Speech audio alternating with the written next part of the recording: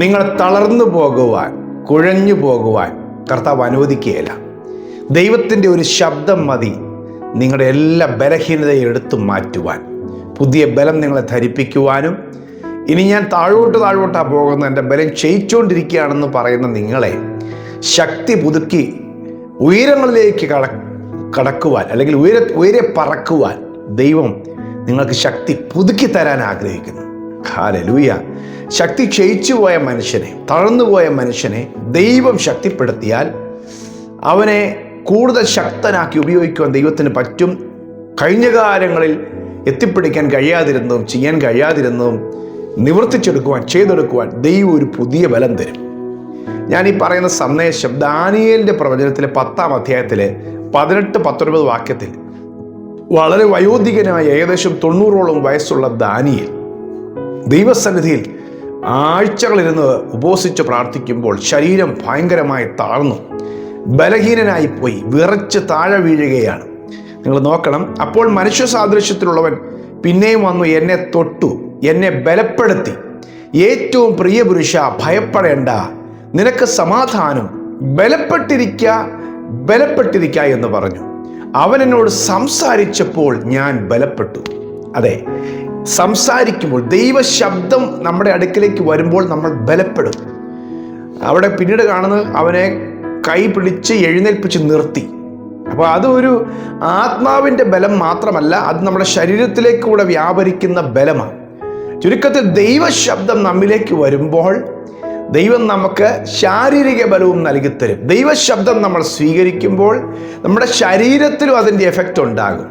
അത് രോഗമാണെങ്കിലും, അത് ഏതെങ്കിലും തരത്തിലുള്ള ബലഹീനതയാണെങ്കിലും അതിനെയൊക്കെ പരിഹരിക്കുവാനും അതിജീവിക്കുവാനും പുതിയ ബലം കൽപ്പിക്കുവാനൊക്കെയും ദൈവത്തിൻ്റെ വചനത്തിന് ശക്തിയുണ്ട്.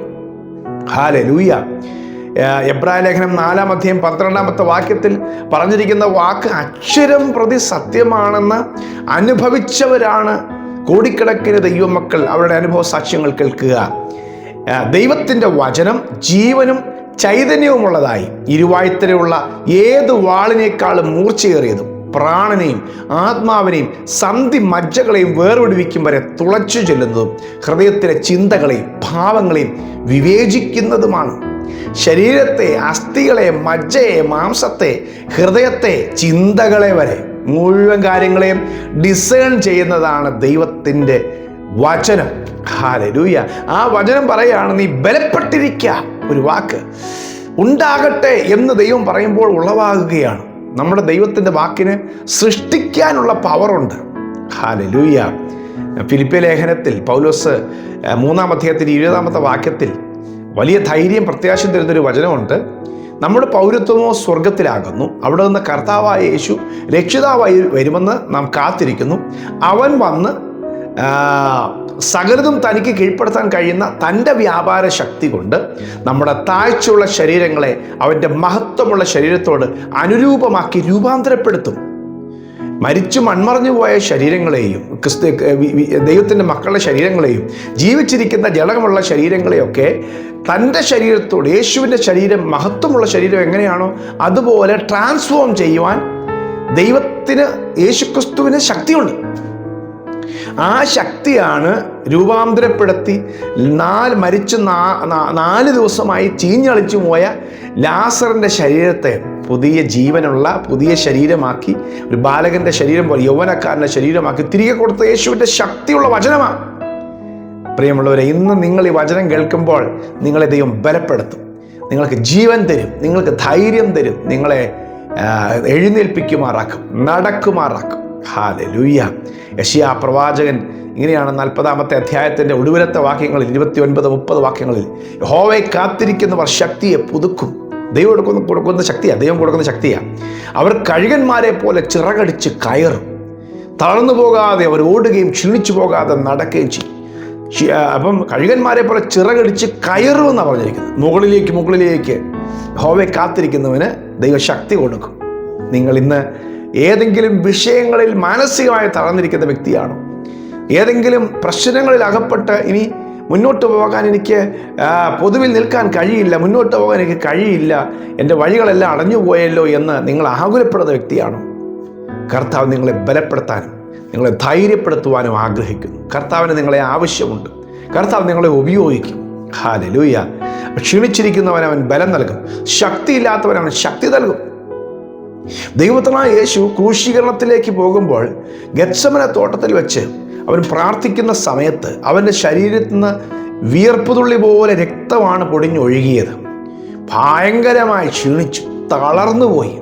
ഒരു ക്രൂശ് ചുമക്കുവാനോ ചാട്ടവാറടി ഏൽക്കുവാനോ 40ഓളം തവണയുള്ള ചാട്ടവാറടി, കൊല്ലുന്ന അടിയ ഓരോ അടിയും, അത് ഏൽക്കാനുള്ള ആരോഗ്യം അവനുണ്ടായില്ല. എന്നാൽ ഗെത്സമനയിൽ വെച്ച് അവൻ പ്രാർത്ഥിച്ചപ്പോൾ ശരീരത്തിൽ നിന്ന് വിയർപ്പുതുള്ളി പോലെ രക്തമൊക്കെ പോയി കഴിഞ്ഞപ്പോൾ ഒരു പ്രാർത്ഥന പ്രാർത്ഥിക്കുകയാണ്. ആ പ്രാർത്ഥനയുടെ ഭാഗമായിട്ട് അവിടെ എഴുതിയിരിക്കുന്നു, ലൂക്കോസ് 22:43, അവനെ ശക്തിപ്പെടുത്തുവാൻ സ്വർഗത്തിൽ നിന്നും ഒരു ദൂതൻ പ്രത്യക്ഷനായി. ഹല്ലേലൂയ. അതെ, ആരുമില്ലാതെ, താങ്ങാൻ ആരുമില്ലാതെ, മനസ്സിന് ബലം തരുവാൻ, ശരീരത്തെ ശക്തീകരിക്കുവാൻ ആരുമില്ലാതിരിക്കുമ്പോൾ ശക്തിപ്പെടുത്തുവാൻ സ്വർഗത്തിലെ ദൂതനുണ്ട്. ഹല്ലേലൂയ. ദൈവത്തിൻ്റെ ദൂതൻ നിങ്ങളെ ശക്തീകരിക്കും.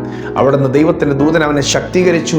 ആ ശക്തി വീണ്ടും ഏറ്റെടുത്തിട്ടാണ് പിന്നീട് അവൻ 40 ചാട്ടവാറടി അല്ലെങ്കിൽ അതോ 39 അടി അവൻ ഏറ്റുവാങ്ങുന്നതും പിന്നീടുള്ള ഉപദ്രവം ഏറ്റുവാങ്ങുന്നതും. ആ വലിയ എന്താ പറയുക, പച്ച പൈൻ മരക്കുരിശ് ചുമന്നുകൊണ്ട് ക്രൂശിൽ കയറി, അല്ലെങ്കിൽ ക്രൂശിൽ ഗോൽഗോഥ വരെ അവൻ ചുമന്നുകൊണ്ട് പോയതെല്ലാം ആ ബലം ദൈവം കൊടുത്തതാ. പ്രിയമുള്ളവരെ, നമുക്ക് ബലം തരും. നിങ്ങൾ തളർന്നു പോകരുത്, ക്ഷീണിച്ചു പോകരുത്. ദൈവം ആഗ്രഹിക്കുന്നു, നിങ്ങളെ ശക്തീകരിക്കുവാൻ ദൈവം ആഗ്രഹിക്കുന്നു. ഹല്ലേലൂയ. പൗലോസ് വളരെ ക്ഷീണിതനായി ദൈവത്തിൻ്റെ സന്നിധിയിൽ കർത്താവിനോട് ചോദിച്ചു, കർത്താവേ, എൻ്റെ ജഡശരീരത്തിൽ ഞാൻ അനുഭവിക്കുന്ന ശൂലമൊന്നും മാറിപ്പോകാൻ എന്നെ സഹായിക്കണമെന്ന് 3 പ്രാവശ്യം പ്രാർത്ഥിച്ചപ്പോൾ ദൈവത്തിൻ്റെ മറുപടി 2 കൊരിന്ത്യർ ലേഖനം 12:9 എൻ്റെ കൃപ നിനക്ക് മതി, എൻ്റെ ശക്തി നിൻ്റെ ബലഹീനതയിൽ തികഞ്ഞു വരുന്നു. പോരെ. പൗലോസ് പറയും, എനിക്കത് കേട്ടപ്പോൾ പിന്നെ എനിക്ക് ബലഹീനത മതിയെന്ന് ഞാൻ ദൈവത്തോട് പറഞ്ഞു. കയ്യേറ്റവും ബുദ്ധിമുട്ടൊക്കെ സഹിച്ചോളാന്ന് പറഞ്ഞു. കാരണം എനിക്ക് കൃപ തരും, ബലം തരും. ഫിലിപ്പിയർ ലേഖനം 4:13 എഴുതിയിരിക്കുകയാണ്, എന്നെ ശക്തനാക്കുന്നവൻ മുഖാന്തരം ഞാൻ സകലത്തിലും മതിയാക്കും.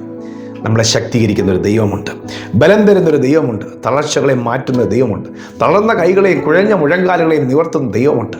നിങ്ങളെ ശക്തീകരിക്കും. നിങ്ങൾക്ക് മുൻപോട്ട് പോകുവാനുണ്ട്. അതിനുള്ള വാഗ്ദാനങ്ങൾ പ്രാപിപ്പാൻ നിങ്ങളെ സഹായിക്കുവാൻ ദൈവമുണ്ട്. ആമേൻ. ഞാൻ നിങ്ങൾക്ക് കൂടി പ്രാർത്ഥിക്കാൻ പോകുകയാണ്. പ്രിയ കർത്താവേ, ക്ഷീണിച്ച് തളർന്നിരിക്കുന്ന, മുന്നോട്ട് പോകാൻ പ്രാണിയില്ലാതിരിക്കുന്ന, ബലഹീനപ്പെട്ടിരിക്കുന്ന ഈ മക്കളെ ദൈവം എഴുന്നേൽപ്പിക്കണമേ. ദൈവം അവർക്ക് ശക്തി നൽകണമേ. കർത്താവെ, നീ ക്ഷീണിച്ചിരിക്കുന്നവന് ബലം നൽകുകയും ബലമില്ലാത്തവന് ബലം വർദ്ധിപ്പിച്ചു കൊടുക്കുകയും ചെയ്യുന്ന ദൈവം. കർത്താവെ, എവിടെയാണ് തളർന്നിരുന്നു പോയത്? കർത്താവെ, എവിടെയാണ് കുടുംബത്തിനകത്ത്, സമൂഹത്തിൽ, കർത്താവെ, ചാർച്ചക്കാട് നിലവിൽ കർത്താവെ എഴുന്നേൽക്കാൻ കഴിയാതെ പോയത്, ബലഹീനപ്പെട്ടു പോയത്, അവിടെ ഈ മക്കളെ എഴുന്നേൽപ്പിക്കണമേ യേശുവിൻ്റെ നാമത്തിൽ. അവരെ തളർത്തിയ ശക്തിയെ കർത്താവ് ശാസിച്ച് യേശുവിൻ്റെ നാമത്തിൽ അവരുടെ മേൽ ബലം വ്യാപരിക്കട്ടെ. രോഗത്താൽ ഭാരപ്പെടുന്നവർ യേശുവിൻ്റെ നാമത്തിൽ സൗഖ്യമാകട്ടെ. ഈ ദൈവശബ്ദം കേൾക്കുന്നവർ സൗഖ്യമാകട്ടെ യേശുവിൻ്റെ നാമത്തിൽ. ദൈവത്തിൻ്റെ ശക്തിയുള്ള വചനം ചെന്നവരെ സൗഖ്യമാക്കട്ടെ, സൗഖ്യം പ്രാപിക്കട്ടെ, സൗഖ്യം പ്രാപിക്കട്ടെ. ഇവരായിരിക്കുന്ന കിടക്കയിൽ അവർ സൗഖ്യം പ്രാപിക്കട്ടെ. അവരുടെ പ്രാർത്ഥന വിഷയത്തിൽ കർത്താവരുടെ മക്കൾക്ക് വേണ്ടി പ്രാർത്ഥിക്കുന്നവർ, അവരുടെ പ്രിയപ്പെട്ടവർക്ക് വേണ്ടി പ്രാർത്ഥിക്കുന്നവർ അവർ സൗഖ്യമാകട്ടെ യേശുവിൻ നാമത്തിൽ തന്നെ. അമേൻ, അമേൻ. സന്ദേശം കുറച്ച് പേർക്ക് ഷെയർ ചെയ്യണം. God bless you. Have A blessed day.